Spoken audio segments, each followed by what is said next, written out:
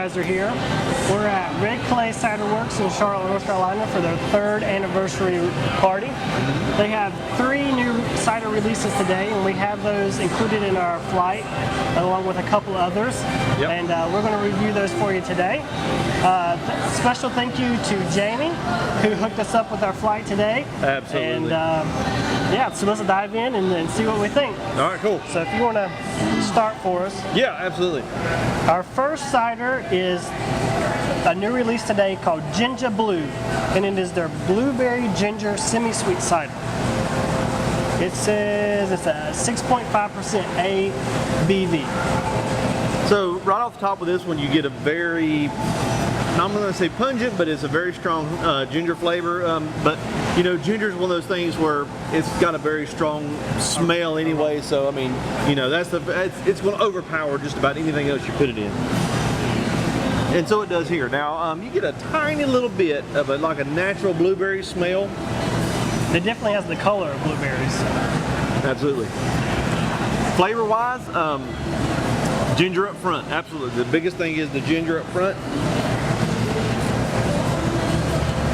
Blueberry shine through just a little bit. The ginger, just as it is with any other ginger cider, the ginger kind of tends to overpower anything else that's with it. But I think the blueberries tend to try to mellow it out a little bit. That fruity flavor, not necessarily the blueberry specifically. The fruity sweetness of the blueberry complements well with that ginger flavor. Yeah, the very spiciness strong of the ginger. Yeah, absolutely. But it doesn't. The ginger does not have a bite in this cider. Just like you said, I think the blueberry tends to mellow it out very well. So I don't think you have a very big ginger bite in this cider, which is actually very nice. Yeah, that's really good. Yeah. And we're going to be friendly today, so hope you're not put off by that. Yeah. We're going to share a glass. Yeah, absolutely. So that one's really nice. No, it was nice. I like the ginger flavor in the ciders. I think it pairs well with the apple flavor. So yep, absolutely. With the blueberry and ginger, I really like that one. Yep. Next, we're going to try their Red Clay Rosé, and they describe it as a semi-dry with a strawberry and black currant blush. It's a 6.75 ABV. Yeah, so not anything overtly in the nose on this one. It smells just about like any other rosé that we've had before. So with a lot of the rosé ciders, we're always curious about how they achieve their rosé, their pink color. Yep. I'm going to attribute this to the strawberries. Yeah, to the berries that are put in it. Yeah, we haven't confirmed that, but I'm going to say probably from the strawberries. Pretty dry cider. Not very tannic, not very astringent. It is a little bit, not necessarily as much as the one that we just done with Good Road Ciderworks before we come over here. You'll see that in an upcoming release. Another video. This one, in the back end, you do get a little more of that berry flavor to it, I think. I was going to say you pick up a little bit of the berry flavor. Yeah. I'm not too familiar with currant, but I don't know. I wouldn't attribute an unknown flavor to the currant. I mean, it's apple and berry to me. Yeah. But it's a good rosé. I would agree with their semi-dry description of it. It's not too dry and it's not too sweet. Yeah, it's much. So it's a well-balanced cider. Yeah, absolutely. It's much drier than some of the rosés that we've tried before. Yeah, as opposed to like an Angry Orchard or a Bold Rock. Absolutely. But then again, you know, they tend to be more on the sweet side. Yeah, just in general. Yeah. So. All right, cool. Okay, third, let's see what we got. Now this is the one that I have been looking forward to. They actually released this one last weekend. It's their Nitro Sunshine Creamsicle. It's described as a creamy vanilla orange semi-dry. And we were just talking to Jonathan. Yep. And how did he describe it? So he said the vanilla's not very strong, but you just get that very creamsicle flavor and the nitro that they use.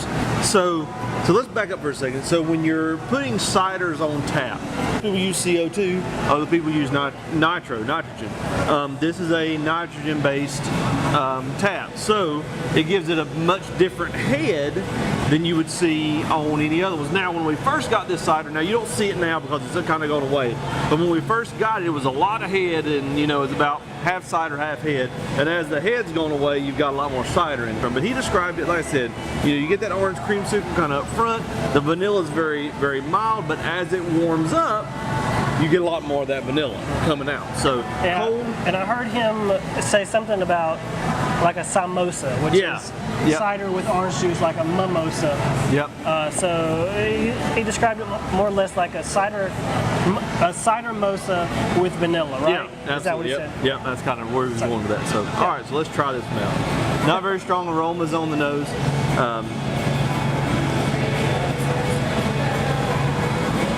Yep. What you got? Tastes like a samosa. I mean, you get a very strong apple juice, orange juice flavor. But on the back end, you really do get that vanilla coming through, so it does give you kind of the illusion. I'll say this: it's not like getting a creamsicle ice cream and eating. It's more like it's drinking. Close, though. It's surprisingly close. I would liken it more to if you ever had a creamsicle soda. Yes. That's what I would liken it to. Yes. With the orange flavor added. Yeah. It's not overly orange, but it is creamy. Yeah. I like it. It's pretty good. Yeah, It is a pretty sweet cider, obviously. Yeah. Being creamsicle-like, it's got the sweet vanilla flavor. It's got the sweetness of the orange juice in it. This is really good. Yeah, it is. It is good. It's one of those things that's different. Okay, it's not. Yeah. It's not what you normally think of when you go get like a woodchuck, or even if you're going to get something local here. It's not a very dry cider. It's nothing. You know, it's not just an apple cider. Okay. Yeah. And we love seeing these cideries put this crafty twist on stuff and coming up with something genuinely new and unique. We love that. Yeah, that is actually really good. That is awesome. Yeah. So, all right. Okay, next we're going to do a new release for today called the Blue Ridge Brute. It is a champagne-style dry cider. It comes in at a 7.25 ABV. Yep. And so we've talked about this before in other videos. So as you approach that 7% and above ABV, it really starts to get dry, it really starts to get tannic, it starts to dry your mouth out with that astringency flavor to it. But it's different, you know. So what do you think? Okay, aroma-wise, it don't have much to it. It has a really unique flavor to it. It is dry, but not overly dry. It has a slight astringency to it. It's a little bit drying in the mouth. I would love to know exactly what kind of apples they use for this one. Yeah. Because it does, and now that I'm getting a little bit, talking more and getting more of that air on my tongue, I'm getting that champagne yeast flavor. That really, it adds that little bit of uniqueness to it. Mm-hmm. Absolutely. So, it's almost slightly funky. Almost, yeah. It's like in the very back of the throat. It's got just a little bit of different something to it. I would love to know what kind of apples they use for it. Yeah. But I'm also going to attribute the flavor a lot to the yeast they use. We've had a lot of other ciders that have used champagne yeast before, but this is definitely unique in this category. Yeah. But it's good. Yeah. Oh, yeah. We love trying new and different stuff, and this one is also definitely a unique cider. Yeah, it's definitely not put offish. I mean, so. Yeah, cool. All right, let's wrap up our review with their third special release today called the O'Brien's Song, and it is described as a bourbon oaked mint cider. It comes in at an 8% ABV. So that's getting on up there. Yep. So aroma-wise, you definitely pick up on the mint. You also pick up on a woodsy quality to it. Okay. I can only attribute that to the barrel. it almost, it reminds me of smelling cigarettes. Really? Okay.